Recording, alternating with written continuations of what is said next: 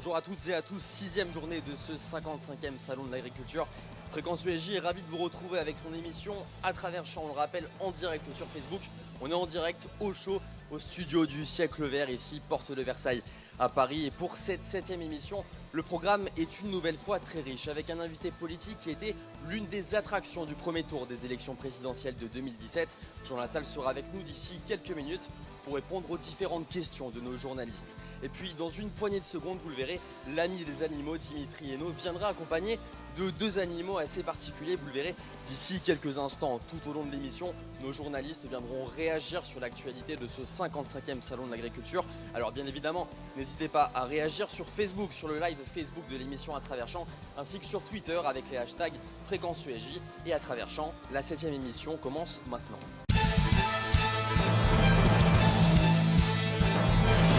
Puis je vous en parlais, l'ami des animaux est avec nous, Dimitri Hainaut. Vous êtes accompagné d'un poney. Et pas qu'un de seul, Et pas de que deux d'un. poneys, autant pour Exactement. moi, deux poneys. Bonjour Sacha. Alors voilà, ils sont pas sous leur meilleur profil, mais je suis actuellement accompagné donc de Zoé, Justine, Canaille et Rezeda, qui sont donc des poneys Shetland qu'on peut trouver au pavillon 2.1 au sein donc du stand de la Fédération française de l'équitation. Et donc déjà, présentez-nous pourquoi des Shetland au sein de votre pavillon et au sein de votre stand. Alors, le poney Shetland, ça a l'avantage que c'est petit en taille et donc dans le cadre des initiations avec les enfants, c'est super. C'est un poney qui est très gentil et ça permet de faire découvrir l'équitation aux plus jeunes ici sur le salon. Justement, sur votre stand, vous proposez un peu des cours aux enfants. C'est pour ça justement que vous avez choisi les Shetland, on imagine. Comment ça se passe les cours? Comment on peut s'inscrire? C'est gratuit? C'est pour les enfants? C'est pour tout le monde? Comment ça se passe? Alors effectivement, c'est des petites séances d'initiation gratuites. Tous les enfants peuvent venir s'inscrire au stand et on les accueillera avec plaisir pour qu'ils découvrent toutes les richesses de l'activité avec les poneys. C'est un loisir sportif qui est éducatif, qui est bon pour à la fois le moral et la forme. Enfin, c'est un sport complet et super. Complet, donc gratuit aussi pour tous les enfants, donc au sein du pavillon 2.1 sur le stand de la Fédération française de l'équitation, car oui, c'est la Fédération française de l'équitation, on peut voir avec les logos, et aussi sur les poneys, c'est écrit directement, Fédération française de l'équitation. C'est votre combienième salon de l'agriculture? Je crois que...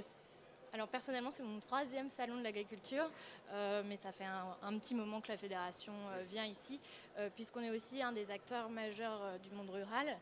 Et on vient notamment ici en représentation institutionnelle pour rencontrer des politiques et parler des problématiques des acteurs de la filière équestre au quotidien. Et pareil pour vous, c'est aussi votre 3e salon, ou vous en avez déjà fait un petit peu plus que ça? Non, pour moi, c'est le premier en fait. Voilà. D'accord, ce premier salon du coup, ces poneys, on en a parlé un petit peu avant, sont des poneys qui viennent du 92.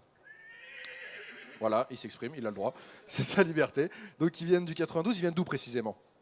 Ils viennent du centre équestre de Chaville, voilà, qui propose des activités équestres, notamment pour les enfants. Donc voilà, ils ont la gentillesse de nous apporter des poneys pour faire découvrir l'équitation aux enfants sur le salon. Eh bien merci à vous en tout cas d'avoir apporté ces 2 poneys au sein de notre pavillon. Moi je vous souhaite un très très bon salon, je ne sais pas si vous avez une question Sacha? Et par curiosité, combien pèse un poney comme celui-là par exemple? 2 fois plus que moi. Je pense que dans l'idée, c'est à peu près ça. Des poneys comme ça doit peser environ 150 kilos. Voilà. D'accord, ok. Après, Pas 2 fois. Okay. Bon, Pardon. Dimitri, une petite démonstration après l'explication? On verra ça plus tard. Bon, on verra ça plus tard. Merci en tout beaucoup. cas, merci beaucoup d'être venu, de vous être déplacé au sein de à côté de notre stand pour cette émission. On vous souhaite une très bonne fin de salon et merci encore du déplacement. Donc pour ceux qui sont intéressés, pavillon 2.1 pour pouvoir monter sur les Shetland pour les enfants, donc initiation gratuite. Merci encore. Merci Dimitri Hainaut.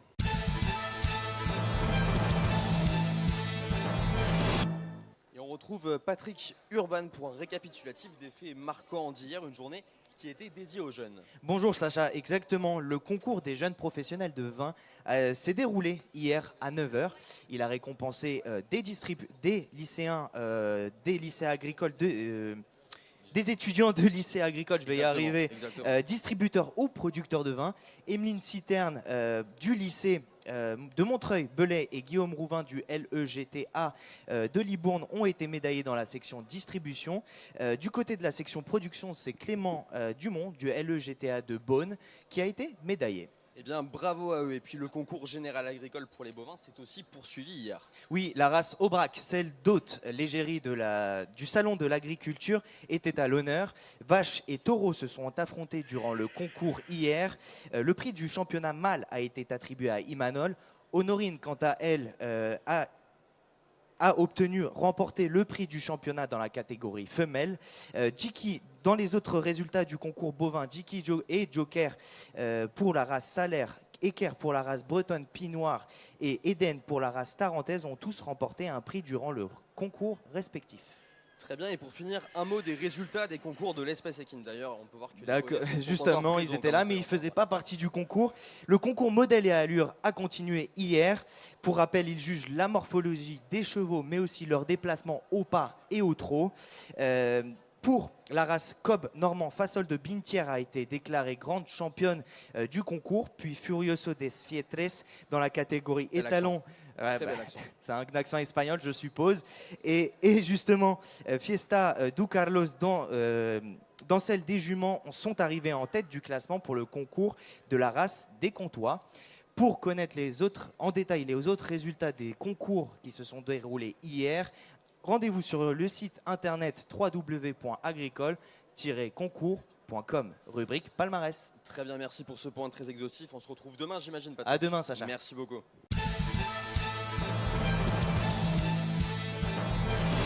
À travers champ, on revient d'ici quelques secondes avec Jean Lassalle qui sera avec nous pour répondre à différentes questions sur l'actualité ainsi que sur le salon de l'agriculture. A tout de suite. Toujours en direct sur Fréquence ESJ avec notre émission À travers champ, en direct du studio du Siècle Vert. Et on retrouve comme promis Jean Lassalle. Déjà un grand merci Monsieur Lassalle d'avoir accepté de répondre à nos questions. Comment allez-vous? Bonjour d'abord, et je vais très bien. Je vous remercie de m'avoir invité. C'est vraiment très, très sympa. Siècle Vert. Et Siècle Vert, exactement. Merci. Merci à vous. Alors je ne sais pas si vous le savez, mais ici, on a une petite particularité. C'est qu'on présente tous nos invités d'une manière assez singulière avec un rap. Et pour cela, Camille Garcette va nous rejoindre sur le plateau. Vous allez le voir, il va mettre en perspective votre carrière d'une manière assez particulière. Camille, Bonjour. t'es pas des Pyrénées? T'es pas un cousin à moi? Non, malheureusement, je viens pas de chez vous, je suis désolé, Ah ouais, mais j'aurais bien aimé. C'est vrai que c'est une belle région. Alors, je vous explique un petit peu le concept. Je vais parler de vous, de ce que vous avez fait, un petit peu votre parcours. Je vais un peu piquer sur certains points, Aïe. mais tout en restant sympa. Vous Alors, tu inquiétez peux y pas, aller. ça devrait aller. Pour voir si Vous je êtes suis tellement en forme. sympa depuis le début de l'émission que ça me fait un peu mal de vous dire ça, mais Si, il faut. Ça Ok. va aller, vous inquiétez pas. bon, on est parti alors.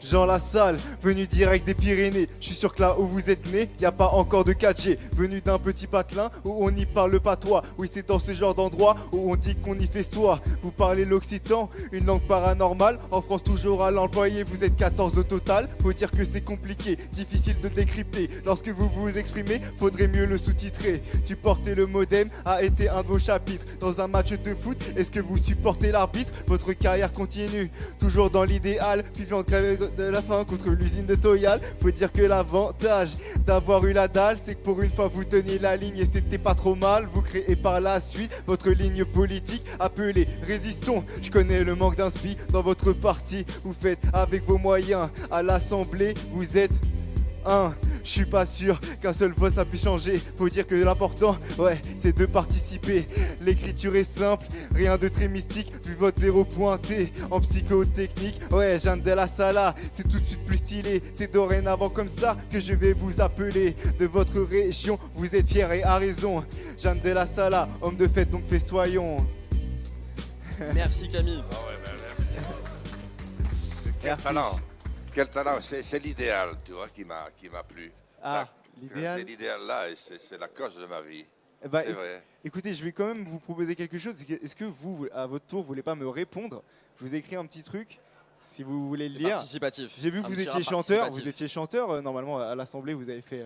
Vous êtes un petit peu. Ben, il va me manquer les lunettes. euh, Qui c'est qui a une paire de lunettes de loup? Il faudrait une paire de lunettes s'il vous plaît, si quelqu'un a Voilà. une paire de lunettes. Oui, je vais la rendre, hein, tout à l'heure, exceptionnellement. Et parce que il Si me on n'a manque pas de de- lunettes, c'est Personne pas n'a des grave. lunettes. Sur l'intérieur du manteau, je pense. Ah là Parce que- là, c'est tellement... Oui, non, pas presbyte. Toi, t'es presbyte. Voyons. Bon, Alors là, je vois encore moins qu'avant. Écoutez, Quelqu'un a merci acheté des monsieur Lassalle, lunettes, c'est pas grave. Non, je non, vous mais remercie. dis-moi ce que c'est, parce que Non, je vais mais essayer de... c'est- Non, mais je vais faire écarquiller les yeux. Alors, vous voulez que je vous le souffle? Tu veux me clasher, Oh, mais c'est ça. oui, c'est ça. Mais tu veux que je le traduise? Bah, vous pouvez le lire tout simplement. Tu veux me clasher, mais je pouvais être les parents de tes parents. Oui, c'est vrai. C'est ça. Je pouvais. Pourquoi tu m'as dit je pouvais? Je pourrais. pouvais. Ensuite, Ah si oui. tu veux. Je pourrais être. Alors ça y est, j'ai compris. Hein. Tu veux me clasher, mais je pourrais être les parents de tes parents. Si tu veux me piquer, commence par être dans les temps. Là, c'est méchant ça. Quand tu veux, toi et moi, au micro, que je te montre qu'on en a sous le capot. Ça, on en a. Oui, Exactement. ça, c'est vrai. Voilà, bon, Merci à vous, Ça, c'est bravo, c'est finalement, je lis formidable. sans lunettes, tu vois. Et bah, C'est franchement, finalement, c'est- j'apprécie l'intention. Merci beaucoup. Merci beaucoup, monsieur Lassalle. Bravo. Allez, Merci. merci. Et l'idéal. Merci beaucoup. Ça, c'est l'idéal. Ça, c'est important en politique. Voilà. merci beaucoup Camille. Et de rien.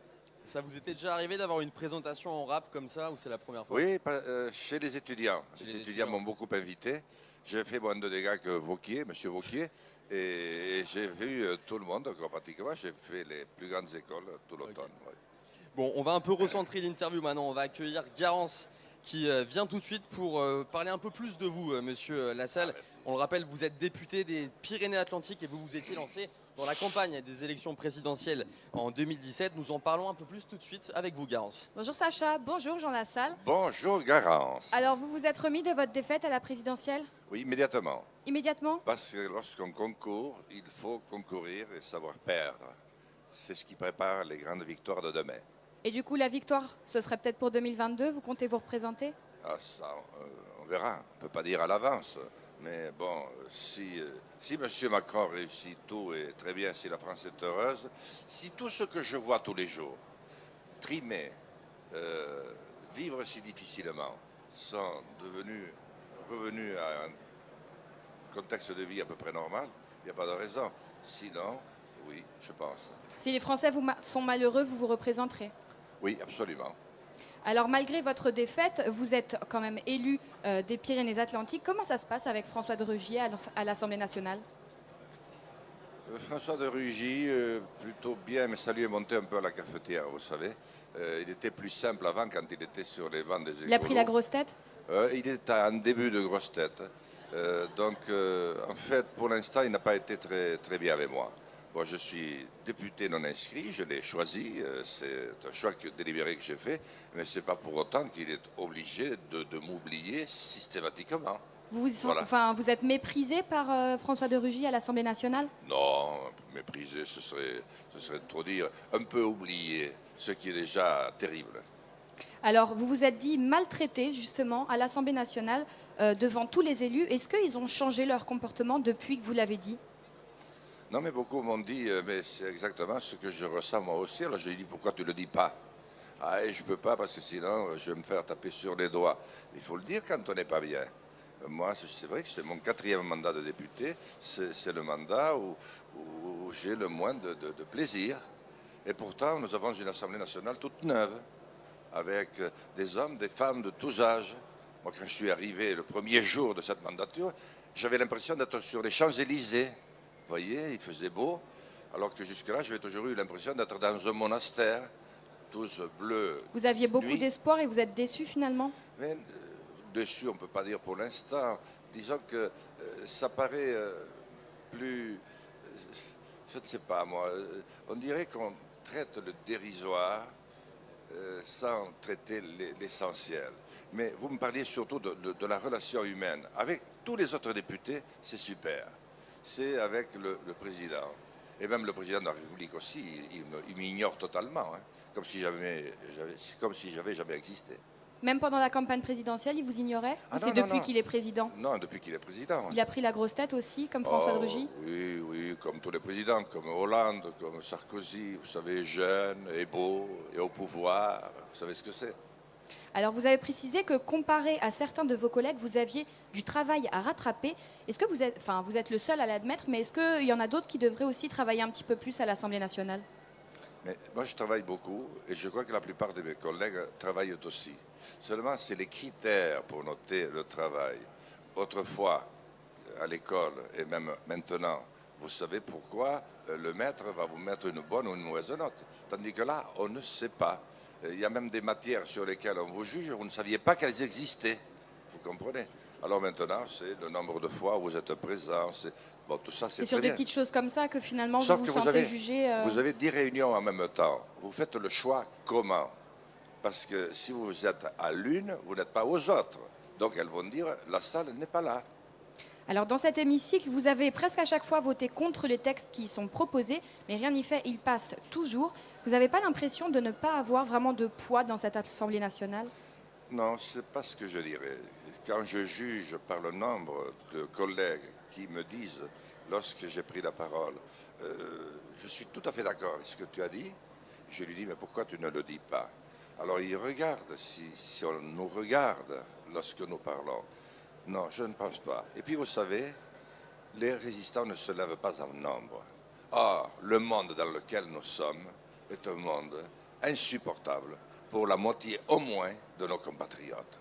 Ils ne peuvent plus le supporter parce qu'ils ne s'y retrouvent pas. Vous faites de la résistance à l'Assemblée nationale finalement? Oui, c'est une manière de faire de la résistance moi-même, de poser l'acte de résistance et de faire réfléchir autour de cette grande idée. Donc ça vous décourage pas du tout? Ah, mais pas du tout. Mais vous avez vu les grands résistants, ils y ont consacré toute leur vie. Quand vous voyez les films des hommes qui ont marqué l'histoire, mais il vous faut 4 heures pour regarder ça. Vous Ah, n'avez pas le sentiment que tout ce que vous allez proposer va être refusé finalement par la majorité? Mais c'est toujours pareil, c'est refusé pendant un certain temps. Il faut attendre que les yeux se dessilent et que les oreilles s'ouvrent et que la réalité vous apparaisse. À ce moment-là, vous aviez tout faux et le lendemain, vous n'avez pas tout juste, mais vous êtes dans les clous. Il ne faut pas se décourager. Moi, je ne suis pas là pour gagner une palme immédiate du meilleur député, etc. Je suis là pour faire ce que j'ai fait toute ma vie, donner le meilleur de moi-même, parce que j'aime ce que je fais. C'est une vie extraordinaire et il faut tout simplement lui consentir les efforts qu'elle mérite. Merci Jean Lassalle. Merci Merci à beaucoup, vous. Garance.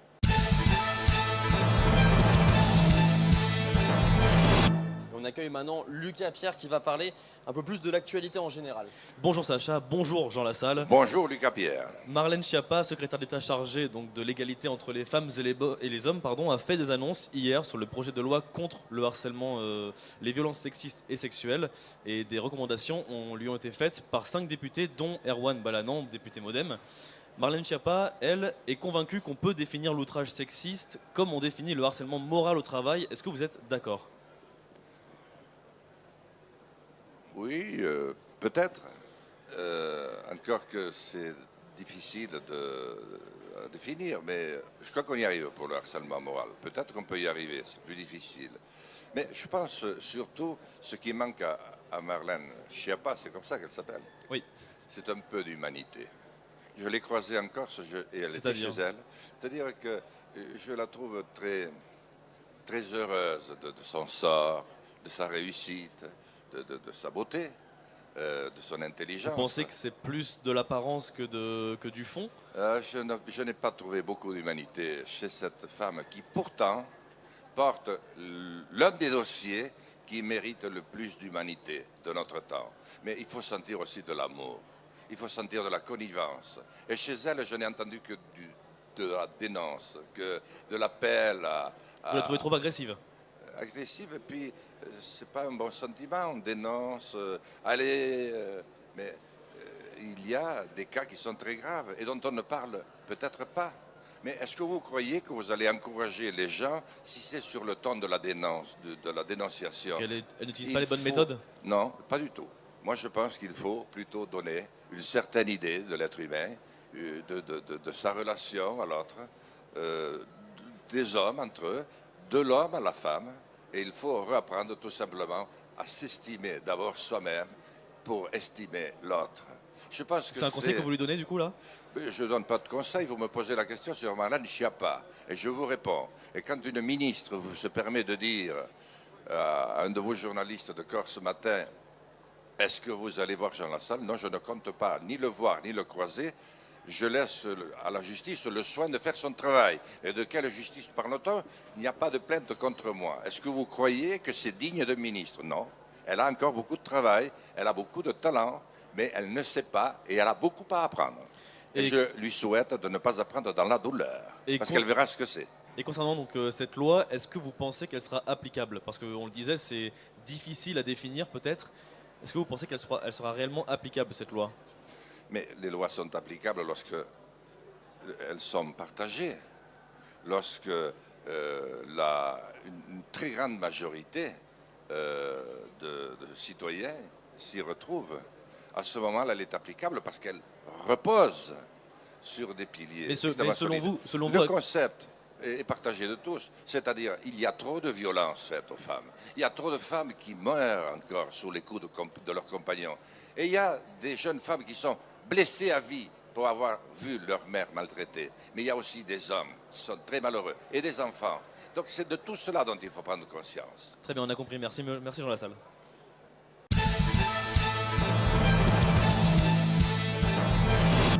Troisième intervieweur maintenant, Jean Lassalle. On va se recentrer un peu sur le salon de l'agriculture, bien évidemment. Avec vous, Yanis Darras. Bonjour Yanis. Bonjour Sacha, bonjour Jean Lassalle. Bonjour. Alors, vous le savez, gros sujet d'actualité cette année, c'est bien sûr le remaniement de la carte des zones défavorisées. Est-ce qu'on avait vraiment besoin de la retravailler, cette carte? Non, c'est une grande ânerie. Une ânerie monumentale. Mais vous savez pourquoi on la remanie? Parce que la communauté européenne ne veut plus donner d'argent.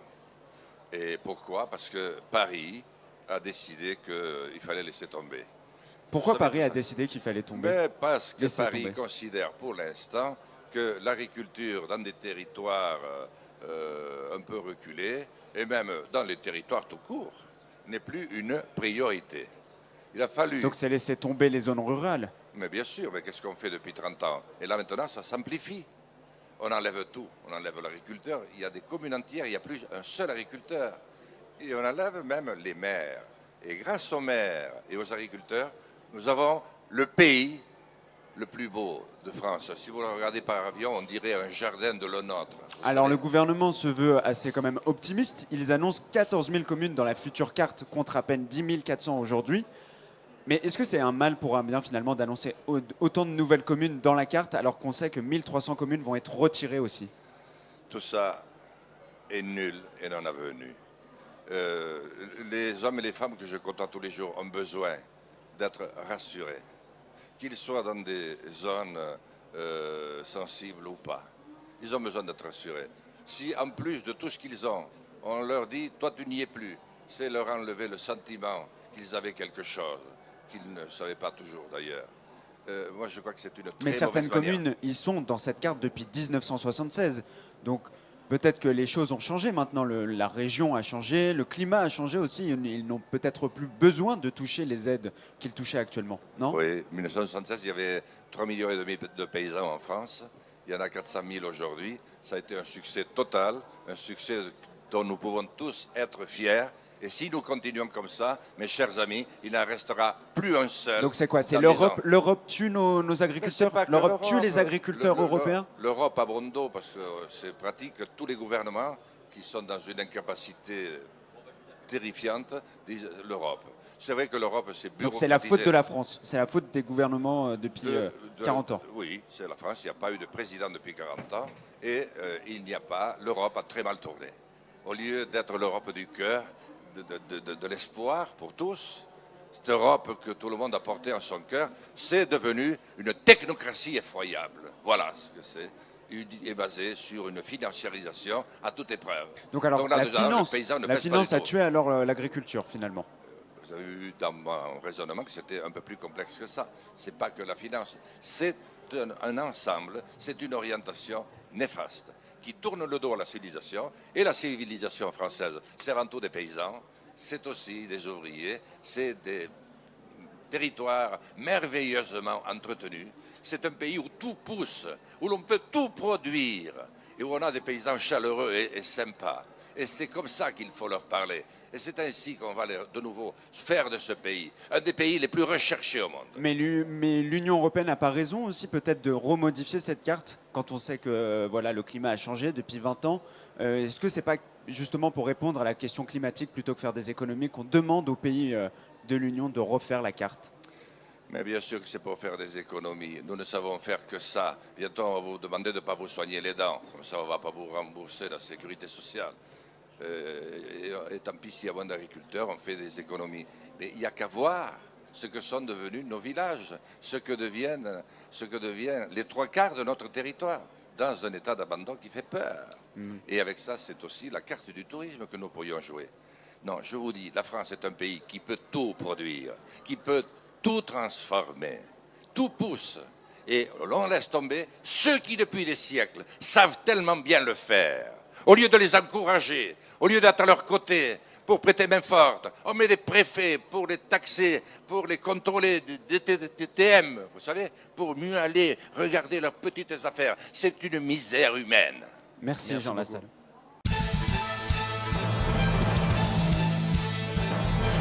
Merci beaucoup Yanis. Maintenant, monsieur Lassalle, on va un peu se détendre, on va s'hydrater, on va manger. Ah on oui, se oui. retrouve dans quelques instants. J'étais pas déshydraté et j'étais pas misérable. Non, non mais plus. on va un peu parler de choses Mais un peu parce que moins vous me sérieuses. parlez, ça me passionne, vous comprenez. Mais vous aussi, vous me passionnez. Et voilà, voilà. Et on se retrouve dans quelques instants, toujours en direct pour l'émission À Travers Champs.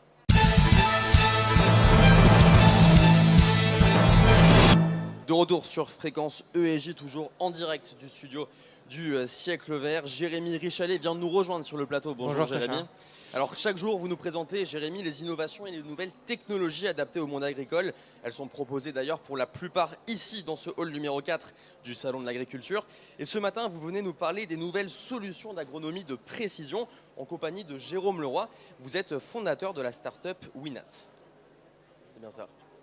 Oui, exactement. Alors, on reste dans les objets connectés puisque hier, déjà, on vous présentait plusieurs boîtiers susceptibles de simplifier les tâches quotidiennes des agriculteurs. Aujourd'hui, c'est un peu la même chose, c'est un peu le même principe puisque Winat, lui aussi, propose des outils connectés, mais cette fois-ci plus axés sur un élément indissociable de l'agriculture, les conditions météo et l'impact qu'elles peuvent avoir sur la gestion des parcelles. Jérôme Leroy, vous êtes fondateur de Winat. Bonjour. Bonjour. Alors, est-ce que vous pouvez nous expliquer de quelle manière fonctionne la technologie des capteurs connectés proposés par Winat? Oui, donc nous avons inventé des capteurs il y a maintenant 4 ans. Il y en a juste un derrière moi qui mesure de nombreux paramètres en temps réel. Ces données remontent toutes les 15 minutes sur une application mobile et qui permet à l'agriculteur d'optimiser la maîtrise des conditions météorologiques prévisionnelles et ainsi mieux anticiper le développement de la plante pour améliorer notamment son irrigation, pour améliorer son rendement, pour améliorer la qualité de ses productions. Donc, est-ce que cette technologie est destinée et adaptée à tous les types de parcelles ou c'est très précis? Non, notre vocation, c'est de viser tous les agriculteurs dans le monde entier. On a démarré par la France. Notre logiciel, il est compatible avec de multiples types de capteurs. Et nos solutions actuellement disponibles sont plutôt orientées sur des grandes cultures, mais aussi sur la viticulture, l'arboriculture ou la vigne. Donc, quels sont les grands avantages des utilisateurs de Winat? Donc, les grands avantages, c'est d'avoir disponible en temps réel sur son téléphone mobile la météo observée, un historique qui permet aussi d'une année sur l'autre de mieux maîtriser les paramètres, l'autonomie d'un capteur, la facilité d'utilisation, c'est 5 ans d'autonomie, aucun panneau solaire, aucun câble, ça fonctionne directement, ça marche également dans les zones blanches, donc dans les zones où on n'a pas encore la 4G ou la 5G, ce capteur va remonter l'info sur Internet et ça va permettre à l'agriculteur d'anticiper des problèmes climatiques, des problèmes sanitaires et de pouvoir mieux aussi organiser son temps et son planning quand ses parcelles sont éloignées de sa ferme. Et donc toutes ces données sont reliées à une application? Exactement, sur laquelle nous avons aujourd'hui 1200 abonnés. Alors, et de plus, je rajoute que tous ces agriculteurs connectés sont aussi en communauté, c'est-à-dire qu'on crée des communautés par terroir. On en a dans le sud-ouest, on en a dans le nord de la France, on en a en Rhône-Alpes, on en a en Bretagne et en Vendée. Et ces agriculteurs partagent au sein d'une communauté leur savoir-faire et leurs données. Comment vous est venue cette idée d'adapter les nouvelles technologies justement au secteur de l'agriculture? Alors moi je suis issu du monde agricole, je suis petit-fils d'agriculteur des deux côtés, du maraîchage, et j'ai souhaité, après une expérience dans les nouvelles technologies, pouvoir apporter au monde agricole un savoir-faire scientifique et agronomique basée sur des données temps réel. C'est la raison pour laquelle on a inventé des capteurs, mais pour laquelle on a aussi investi énormément sur le logiciel et l'intelligence agronomique de la plateforme. C'était indispensable selon vous que l'agriculture se mette à la technologie? Oui, c'est devenu maintenant un élément très important puisque les agriculteurs veulent améliorer leur confort de vie, leur qualité de vie, veulent améliorer et depuis très longtemps la qualité de leur production, veulent aussi avoir un niveau de rentabilité sur les exploitations. Et bien évidemment, il y a aussi l'aspect réglementaire et environnemental où l'impact de chacune des productions doit aussi être pris en compte dans les pratiques agricoles. Et à ce jour, combien d'utilisateurs pour Winat? Nous avons 1200 utilisateurs aujourd'hui dans 5 pays en Europe. Merci beaucoup Jérôme Leroy.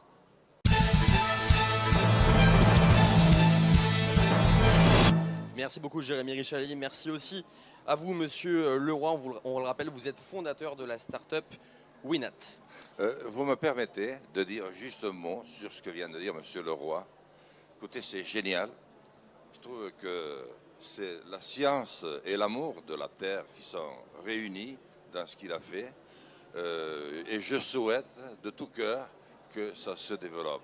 Moi, je vais en parler autour de moi parce qu'avoir autant de données sans faire du mal à personne, sans besoin d'énergie supplémentaire, parce que c'est formidable. Déjà, comment ça se passait l'an dernier, se remettre en tête, c'est ce qu'il a dit. Et puis, avoir une vision sur le passé pour pouvoir mettre en route le présent et l'avenir aussi.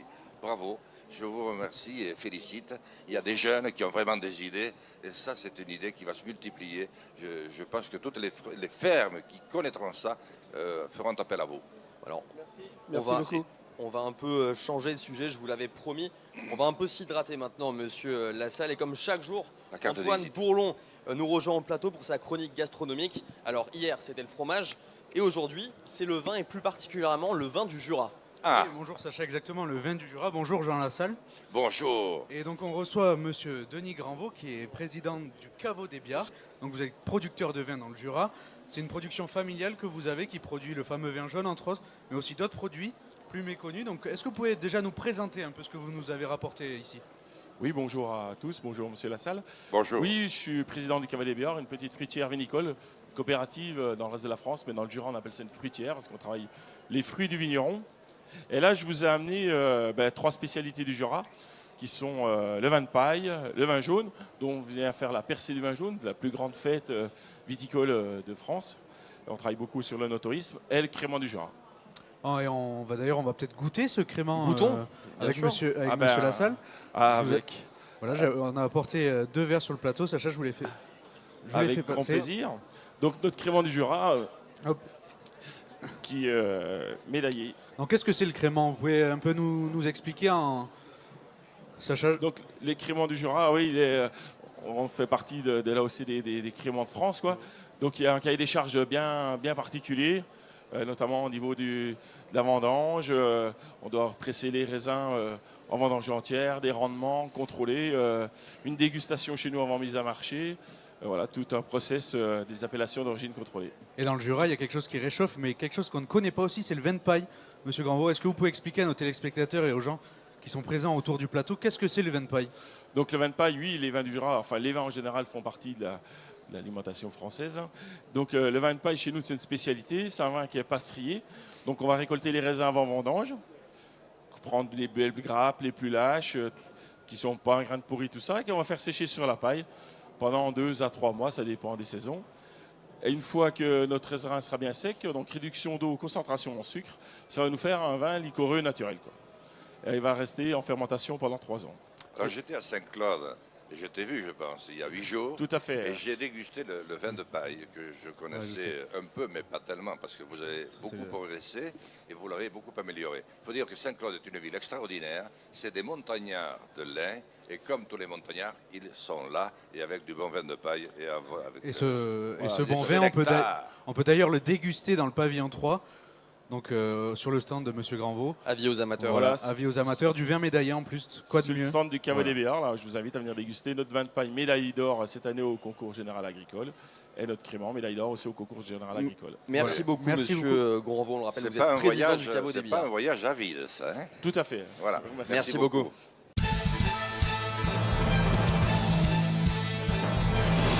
Kevin, vous allez nous présenter un produit typiquement franc-comtois, la cancouillotte. Totalement. Cancouillotte, c'est ça? Cancoyotte. Cancoillotte, C'est autant ça, pour moi. Sacha.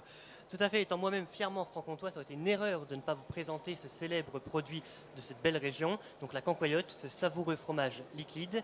Donc pour nous en parler, monsieur Thierry Lehmann, le gérant de la fromagerie du même nom, la fromagerie Lehmann, donc en Franche-Comté. Sacha, vous connaissez la cancoillotte ou pas du tout? Vaguement, disons. Et monsieur Jean Lassalle, vous connaissez la cancoillotte ou pas du tout? Écoutez, je découvre un petit peu à l'instant, mais j'en avais beaucoup entendu parler. Je me dis que maintenant, nous allons faire connaissance pour de bon. Tout à fait, monsieur Thierry Lehmann, vous allez dans quelques instants pouvoir nous présenter vos produits. On a tous hâte sur le plateau. Mais juste avant, laissez-moi vous poser quelques questions sur ce produit qui est encore assez méconnu des Français. J'ai pu voir dans une interview que vous avez déclaré que vous faisiez des produits comme autrefois, avec des méthodes traditionnelles, que vous mettez 3 heures pour la fabriquer, alors qu'ailleurs ils mettent 20 minutes. Justement, quelles sont ces méthodes traditionnelles? C'est une méthode très très simple, donc vraiment à l'ancienne. Donc on va dire comme grand-mère faisait. Donc on veut avoir le goût. Mon logo, c'est le goût avant tout. Et justement, je vais récupérer donc, vraiment le goût qu'on peut trouver dans mes produits. Donc c'est pour ça que on met plus longtemps, on fait mijoter. C'est comme on va dire un cuisinier, il met longtemps on va dire pour mijoter ses produits pour pouvoir ressortir un goût, une texture totalement différente par rapport à des industriels. D'accord. Ça fait combien de temps que vous êtes vous-même fromager? Alors moi je suis fromager, donc moi je suis à la 3e génération, j'ai mon fils qui est arrivé à la 4e génération. Donc, vous voyez, c'est une belle entreprise familiale. Du coup. Très grande familiale. C'est important d'avoir une image comme ça, familiale? Oui, tout à fait, oui, bien sûr, bien sûr. Et puis il y a une passion surtout. Je vais maintenant vous laisser nous présenter vos produits, donc à Sacha et monsieur aussi Jean Lassalle, qui ne connaissent pas ce produit. Alors nous, on a donc la cancoillotte, on est sur 14 parfums. Alors donc vous avez déjà la nature, hein, donc, qui est le produit phare. Donc, donc la cancoillotte, c'est du lait crémé qu'on va folliculer pour faire le fromage. Et après on va le fondre, on l'affine et on le fond. Et on arrive avec une texture, on va dire, semi-collante. Et qu'on peut tartiner, donc soit sur, comme nous les bons francs-comtois, nous on déjeune ça au déjeuner, hein, comme les ch'tis, donc avec le maroilles, et aussi autrement on peut faire en coquillette chaude. C'est-à-dire une saucisse de morteau avec ou soit du jambon à l'os du Haut-Doubs, et on met donc de la cocoyote avec une petite salade. Mi-beurre, mi-fromage. Mi-beurre, mi-fromage. Oui, voilà, oui. ouais. Ça doit être bon. J'ai envie de redéjeuner. Oui, exactement. C'est bientôt l'heure du déjeuner. C'est très bon. Alors donc on a plusieurs parfums. Donc ce qui est la différence, on va dire par rapport aussi aux industriels, c'est que j'ai fait beaucoup plus de parfums innovants. Donc je fais la moutarde à l'ancienne, à l'absinthe, basilic, mori, donc truffe. Et au fur et à mesure, justement, je ne veux pas non plus faire de grosses quantités, donc je fais seulement parce que je travaille beaucoup avec des producteurs locaux.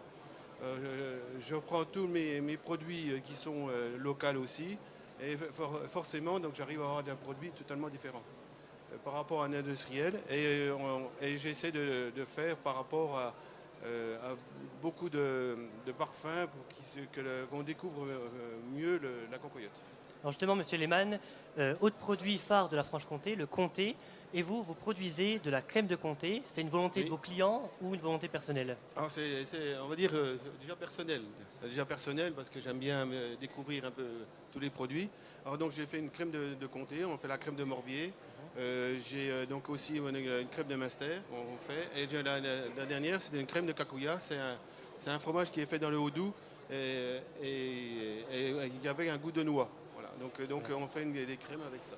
Très bien. Je vous remercie monsieur Lehmann et j'annonce qu'on peut vous retrouver au pavillon 3 dans la région évidemment Bourgogne-Franche-Comté. Et on viendra déguster juste après l'émission avec Jean Lassalle, promis. Et je vous laisse encore aussi pour déguster ici. Ah ben, c'est très gentil, merci. Merci à vous. Et on retrouve Hugo Franceschi avec une entrée fracassante. Oui, bonjour Sacha, bonjour Alors, Jean Lassalle. Vous allez nous parler du programme du jour. On commence avec un animal dont on a un peu parlé depuis le début du salon. Effectivement, Sacha, j'ai souvent évoqué lors de mes précédentes interventions les concours relatifs aux vaches, aux moutons ou encore aux cochons et même aux chiens. Mais pourtant, je n'ai jamais parlé des chèvres. Alors, ça tombe bien puisqu'aujourd'hui, les chèvres sont à l'honneur lors du salon de l'agriculture. Alors, ça suscite situera au pavillon numéro 1 sur le ring Auvin-Caprin. À partir de 15h30, il y aura la présentation des 6 espèces différentes de chèvres, des 6 races plutôt, pas des espèces, qu'on peut retrouver sur notre territoire. Une autre présentation aura lieu, une présentation un peu plus sportive cette fois-ci, sur le pavillon 2.1 à partir de 13h15 sur la carrière équine. Elle mettra en avant l'espèce équine justement à travers le trophée des chevaux de territoire, un concours réunissant différentes races de chevaux et qui consiste également à démontrer leur maniabilité à travers une épreuve de montée composée de 10 obstacles différents. Et aujourd'hui, on met également en lumière le travail des agriculteurs, des éleveurs et aussi des producteurs. Tout à fait, Sacha, car si on a tendance à l'oublier, il est très important de le rappeler. Il faut souligner le travail fourni par les hommes et les femmes qui animent le salon de l'agriculture. Alors, on va d'abord les évaluer. Par exemple, vous pourrez assister au challenge sanitaire de la peau et de la laine pour les moutons. Ce concours détermine la propreté des bêtes en fonction de plusieurs critères, l'absence ou la présence de parasites, la finesse et l'homogénéité de la laine, ainsi que l'aspect général de l'animal, c'est-à-dire sa corpulence et sa démarche. Vous êtes un fin connaisseur, hein ? Exactement. Ça se voit. Et si on récompense le bien-être des animaux, on récompense aussi ceux qui font des gestes pour la planète. Tout à fait, Sacha. De 14h à 16h30, toujours au pavillon numéro 1, vous pourrez retrouver la prestigieuse remise des prix des pratiques agroécologiques pour les prairies. Ce concours met en valeur le savoir-faire des éleveurs pour valoriser et pour renouveler justement les qualités agronomiques et écologiques des prairies. Donc des prairies qui, je le rappelle, sont non semées, c'est-à-dire qu'elles permettent de tirer le meilleur profit pour l'alimentation justement de leurs troupeaux. Et cependant, il n'y a pas que les éleveurs aguerris qui sont mis à l'épreuve. Absolument, Sacha. Les étudiants aussi sont évalués. Les étudiants aussi. Oui, évalués. Les étudiants évalués aujourd'hui lors du trophée national des lycées agricoles. 2 épreuves de manipulation sont au programme. Une première qui aura lieu toujours au pavillon numéro 1 de 11h à midi. Il s'agira de présenter et de manipuler des chèvres. On en revient aux chèvres encore une fois. Et de 14h à 19h, il s'agira de manipuler un bovin. Alors, toutes ces manipulations, bien évidemment, doivent respecter plusieurs règles, des règles de sécurité, des règles d'ergonomie ainsi que des règles du bien-être de l'animal. Et bonne chance à tous ces étudiants et merci à vous Hugo. Merci Sacha.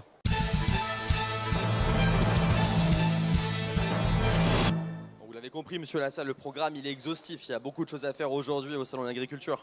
Oui, je suis très heureux d'ailleurs que les lycées agricoles y soient en masse parce que c'est un excellent creuset pour entrer dans l'agriculture ou dans le monde para-agricole.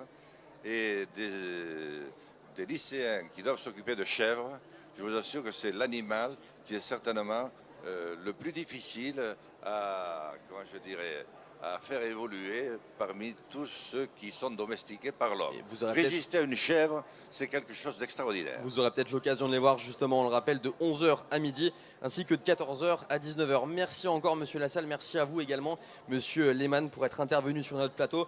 C'est la fin de cette émission, on se retrouve demain, même heure, à travers Champ, le rappel est en direct sur Facebook sur la page Fréquence ESJ. Et demain, notre invité sera Gérard Filoche qui répondra également aux différentes questions des étudiants et des journalistes présents. Merci à tous de nous avoir suivis, à demain, au revoir. Et merci et vive le Studio Vert.